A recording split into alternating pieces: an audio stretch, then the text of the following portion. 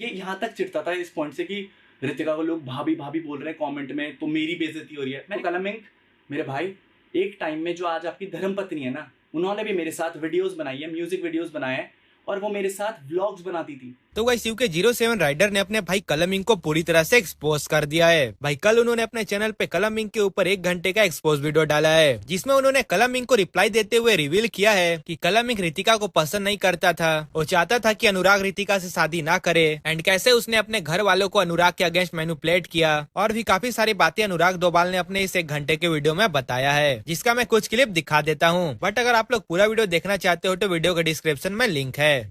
इसने ना ऋतिका और मेरे रिलेशनशिप को लेकर के बहुत सारी चीजें बोली। मैंने आज तक इसकी लाइफ में कभी कुछ नहीं बोला। तुझे जो करना है तू कर, तू अल्कोहल कर, कुछ कर, वो तेरा प्रोफेशन है, तू वो प्रोफेशनली कर रहा है। You are not showing your whole thing there. तू जैसा एक्ट कर रहा है इंटरनेट पे, वो हमारा एक कैरेक्टर है। टू बी वेरी ऑनेस्ट, हम लोग वो चीज़ एटलीस्ट ब्लॉग में मैं थोड़ी सी दिक्कत ये आती है कि हमें रियल रहना पड़ता है, तो हमें अपनी पर्सनल लाइफ दिखानी पड़ती। और ऋतिका मेरी जो जोड़ी थी ना, वो लोगों को पसंद आती थी। ये यहाँ तक चिढ़ता था इस पॉइंट से कि ऋतिका को लोग भाभी भाभी बोल रहे हैं कमेंट में, तो मेरी बेइज्जती हो रही है। मैंने कहा how are you related to it भाई? बट मैंने कभी इससे ना आर्ग्यूमेंट नहीं करी। मैंने कहा छोड़, क्योंकि ये हमेशा इस एंगल पे लेकर के आता था कि मम्मी पापा की बेइज्जती हो रही है तेरे कारण, एंड यू नो लाइक घर वाले नहीं मानेंगे अगर तू उसे व्लॉग में दिखाएगा। तो श्रेया के घर वाले मान गए थे क्या जब उन्होंने आपका वो वाला गाना सुना था? आई गेस कौन सा गाना है कलम का, जिसमें वो परसों रात कहाँ था, मैं बोला तेरी माँ की, कौन सा गाना है वो? देर सम सॉन्ग, कौन सा? जिंदगी, आई गेस जिंदगी था, जो जो आपने मेरे साथ शूट करा था मेरे भाई, और आज आपने वो प्राइवेट कर दिया। तो श्रेया के घर वालों ने देखा होगा कि आप औरतों की और लड़कियों की कितनी इज्जत करते हो, क्योंकि आपके कुछ गाने ऐसे तक है आप दूसरों के मम्मी पापा के बारे में ये चीज बोलते हो कि भाई आप उनके साथ ऐसी चीजें करो, तब जाके आपको एक बड़ा भाई ऐसा मिलेगा जिसमें संस्कार होंगे, क्योंकि आपके पापा में तो जीन्स थे कि ऐसा बड़ा भाई मिला आपको। आई गेस ये पूरी हिपोक्रेसी आज खुल के रखने वाली है। देन मैं आपको बताता हूँ गाइस, ये ऋतिका वाली कॉन्वर्सेशन बहुत रैंडम थी, एंड मेरे लिए ना बहुत शॉकिंग था कि मैंने कहा ऋतिका वाली चीज को लेकर के इतना रैंडम कहाँ से लेकर के आ रहा है। उस दिन नहीं पता लगता था गाइस, बट आज पता लगता है। तो मैंने ना इससे क्लियर स्टैंड लिया कि हाँ भाई मैं उस लड़की से शादी करूंगा, तू टेंशन मत ले, मुझे पता है उसके डैड नहीं है, तो I will take care of her. मैंने कहा भाई मैं कंटेंट शूट कर रहा हूँ, सीरीज चल रही है हमारी, मैं कहा मैं करूंगा उससे शादी। तो उसने मेरे को बहुत सारी चीज़ें लिख करके भेजी जिनका कोई लॉजिकल चीज़ें नहीं थी, और आज आप समझोगे उनकी लॉजिकल चीज़ें क्यों नहीं थी। मैंने कहा भाई अंडरस्टूड है, मैं इससे लड़ाई नहीं करना चाहता था। मैंने कहा तू जो बोल रहा है वो सही बोल रहा है। फिर ये बोलता था भाई वो तेरे साथ ब्लॉग में आ रही है तो रेपुटेशन घट रही है, लोग तेरी गर्लफ्रेंड ही समझ रहे हैं। तो कलमिंग मेरे भाई, एक टाइम में जो आज आपकी धर्मपत्नी है ना, उन्होंने भी मेरे साथ वीडियोस बनाई है, म्यूजिक वीडियोस बनाए हैं, और वो मेरे साथ व्लॉग्स बनाती थी। आप लोगों का जब ब्रेकअप हुआ था ना बीच में, तो वो मेरे साथ घूमती थी।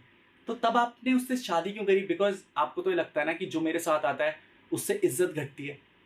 मतलब बड़ी हिपोक्रेसी की बात है। अगर आप के लिए वो सही है तो सब कुछ सही, बट अगर आपको दूसरे को बर्बाद करना है तो आप हर एक पॉइंट पर उसका उल्टा ही जवाब दोगे। एंड आपका ये पॉइंट है कि भाई मैं व्यूज के लिए चीजें कर रहा हूँ। एग्जैक्टली हम हर प्लेटफॉर्म पे केवल व्यूज के लिए ही कंटेंट डाल रहे हैं। आएंगे आगे स्टोरी जब आपने अपने गाने प्रमोट करवाने के लिए इनिशियली सारी चीजें मेरे से करवाई, बट अभी मैं टॉपिक बहुत सेंट्रिक रखना चाहता हूँ क्योंकि अलग अलग चैप्टर्स हैं गाइस। बट मैं आपको बताता हूँ ये कितना दोगला इंसान और कितना मैनिपुलेटिव इंसान है। इसने मेरे को बहुत नेगेटिव बोला कि तू ऋतिका के साथ बहुत गलत दिख रहा है, और फिर ये कहीं कहीं पर बहुत मैनिपुलेटिव से बातें करता था, उसके डैड नहीं है, ये नहीं है। ये बात याद रखना इसकी कि यही वो बंदा था जिसने बोला उसके डैड नहीं है तो उसे धोखा मत दियो। और मैंने आज तक उसे कहीं पर भी किसी पॉइंट पर नहीं बोला कि मैं उसे धोखा दूंगा। उस टाइम पे बोला था शादी करूंगा, और आज मैंने शादी करके दिखाई है। बट लुक एट यू, तू उसे बहन बहन बोलता था ना, बैक एंड पे आज वो भी ये ब्लॉग देख रही होगी ना, वो भी सारी चीजें देख रही होगी। मैंने उसे आज तक नहीं बताया ये सारी चीजें, एंड उसके लिए भी और समाज के लिए भी बहुत शॉकिंग होगी ये सारी चीजें।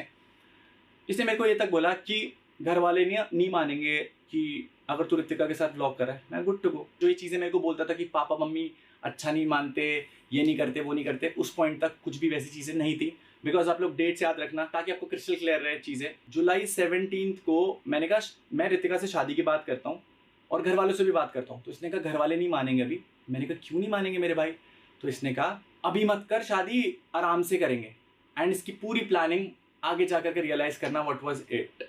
मैंने कहा चल कोई नहीं, नेक्स्ट ईयर कर लूंगा। तब तक मेरे को बिग बॉस का ऑफर आ चुका था गाइस, एंड उस टाइम पे ये सारी चीजें मैं पब्लिक नहीं कर सकता था। उस पॉइंट तक ऋतिका और मेरे बीच में बहुत क्रेजी बॉन्ड था, एंड जो खराब करने वाला था ना वो भी यही था। बिग बॉस से जाने से पहले तक Ritika and me were doing perfect, अच्छा खासा हंसता खेलता रिलेशनशिप था हमारा। एंड जब मैं बिग बॉस में गया भी हूँ ना गाइस, आई गेस मैं 10-11 के अराउंड गया हूँगा। I don't remember the exact date, but मुझे 12 अक्टूबर की डेट एग्जैक्ट याद है क्योंकि मैंने कलम को मैसेज करा था मैंने कहा भाई ऋतिका को अपने पास रखना एंड उसका ध्यान रखना। मैंने बहुत सारी चीज़ें समझाई थी। इसके बाद मैं बिग बॉस के अंदर चला गया था और आपने बैक एंड पे ऋतिका को मेरे घर पर देखा होगा। सोचो ये वही बंदा है गाइस जो बोलता था मेरी बेइज्जती हो रही है और वो उसी के साथ व्लॉग कर रहा था। तो ये मेरे को कुछ अलग बोलता था और इंटरनेट पे कुछ अलग दिखाता था कि मेरी बहन है बहन है बहन है। And at the same time guys mummy papa को भी उस पॉइंट तक कोई दिक्कत नहीं थी ऋतिका से। एंड यही सेम स्टेटमेंट इसने ना अपने ब्रॉडकास्ट में बहुत अलग एंगल से दिखाए हैं, क्योंकि इसने ये वाली साइड तो बताई नहीं ना।